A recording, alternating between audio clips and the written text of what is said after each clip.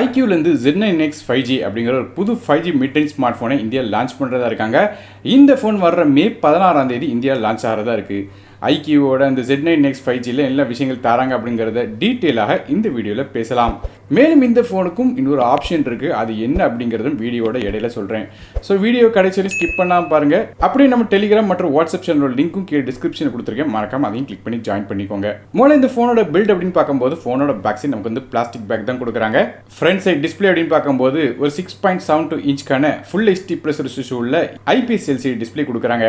இந்த டிஸ்பிளேக்கு 120 ஹெர்ட்ஸ்க்கான refresh rate, 1000 nits வரையும் peak brightness போகுது. மேலும் இது ஒரு பஞ்ச் ஹோல் டிஸ்பிளேயாக தராங்க.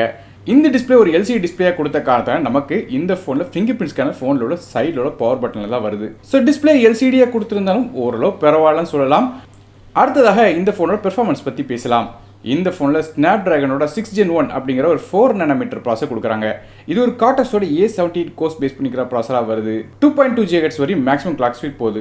கிராஃபிக்ஸ்க்காக அட்ரினோட 710 GPU கொடுக்குறாங்க. ஸோ இந்த ப்ராசரோட ரேங்கிங் மற்றும் ஸ்டாட்டிஸ்டிக்ஸ் இப்போ நீங்கள் ஸ்க்ரீனில் பார்க்கலாம். இந்த ப்ராசருக்கு 65 ரேங்க் கிடைக்குது, அதாவது 100க்கு 46 மார்க் கிடைக்குது. மேலும் இது ஒரு பி கிரேட் சிப் செட்டாக வருது, அதாவது மிட் ரேஞ்ச் சிப் செட்டாக தான் வருது. மேலும் இதோட பெர்ஃபார்மன்ஸ் எப்படி இருக்குன்னு கேட்டிங்கன்னா, ஆப்ஸ் ரன் பண்ணுற பிரச்சனை இருக்காது, மல்டி டாஸ்கிங் பண்ணலாம்.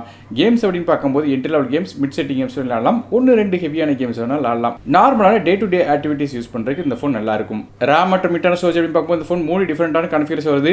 4GB RAM with 120GB storage, 6GB RAM with 120GB storage மற்றும் 8GB RAM with 120GB storage அப்படிங்கிற 3 கான்ஃபிகரேஷன் வருது. RAM வெர்ஷன் LPDDR4X RAM பயன்படுத்துகிறாங்க. ஸ்டோரேஜ் UFS 2.2 தான் கொடுத்துருக்காங்க. ஸோ ரொம்ப ஒன்றும் ஃபாஸ்ட்டாக வந்து இந்த ரைட்டிங் ஸ்பீட் இருக்காது. மற்றபடியாக நமக்கு மைக்ரோ SD கார்டுக்கான சப்போர்ட் இருக்குது. 1 TB வரையும் எக்ஸ்டெண்ட் பண்ணலாம். இது வந்து ஹைப்ரிட் சிம் செட்டாக தராங்க. ஆனால் 2 சிம் கார்டு அப்படின்னா ஒரு சிம்மும் ஒரு மைக்ரோ SD கார்டும் அட் அ டைமில் ஃபோனில் யூஸ் பண்ண முடியும். ஃபோனோட OS அப்படின்னு பார்க்கும்போது இது Android 14 பேஸ் பண்ண Fun Touch OS 14 interface run ஆகுது. அடுத்ததாக கேமராஸ் பற்றி பார்க்கலாம். இந்த ஃபோனோட பேக் சைடு நமக்கு 2 கேமரா கொடுக்குறாங்க. மொதல் கேமரா ஒரு 50 மெகாபிக்சலுக்கான ரியர் ஃபேசிங் கேமரா, இது f1.8 ஆப்பர்ச்சரில் வருது. ரெண்டாவதாக 2 மெகாபிக்சலுக்கான டெப்த் சென்சார் கொடுக்குறாங்க, இது f2.4 ஆப்பர்ச்சரில் வருது. LED ஃபிளாஷ் சப்போர்ட்டும் இந்த ஃபோனில் இருக்கு. இது போக வீடியோ ரெக்கார்டிங் அப்படின்னு பார்க்கும்போது நமக்கு வந்து 4K ஃபுட்டேஜ் வந்து கேப்சர் பண்ணலாம். ஒருவேளை 4GB RAM வெர்ஷனும் 6GB RAM version வாங்கினீங்கன்னா அதில் வந்து நமக்கு ஃபுல் HD வரையும் தான் வீடியோ ரெக்கார்ட் பண்ண முடியும். 4K ரெசல்யூஷனை வீடியோ கேப்சர் பண்ணணும்னு நினைச்சீங்கன்னா நீங்கள் 8GB RAM வெர்ஷன் வாங்கினீங்கன்னா மட்டும் நீங்கள் வந்து பேக் சைட் கேமரா வச்சு எடுக்கும்போது 4K ஃபுட்டேஜ் வந்து சப்போர்ட் ஆகும். மற்றபடியாக ஃப்ரண்ட் சைடில் ஒரு 8 மெகாபிக்சலுக்கான ஃப்ரண்ட் ஃபேசிங் கேமரா தராங்க, இது f2.05 ஆப்பர்ச்சரில் வருது. ஃபோனோட வெயிட் 199 கிராம் வருது. இது இப்போ ஸ்டீரியோ ஸ்பீக்கர்ஸ் இருக்கு, 3.5 ஆடியோ ஜாக் சப்போர்ட்டும் தராங்க. மேலும் இந்த ஃபோனுக்கு IP64க்கான ரேட்டிங் இருக்கு. ஆனால் லைட்டாக தண்ணி பட்டாலும் எந்த பிரச்சனையும் இருக்காது. நெட்வொர்க்ஸ் பற்றி பேசலாம். இந்த ஃபோனுக்கு நமக்கு 5Gக்கான SNSC சப்போர்ட் இருக்கு. இது இப்போ 4Gக்கான Vivo T, dual pant wifi, Bluetooth 5.1, GPS மாதிரியான விஷயங்கள் தராங்க.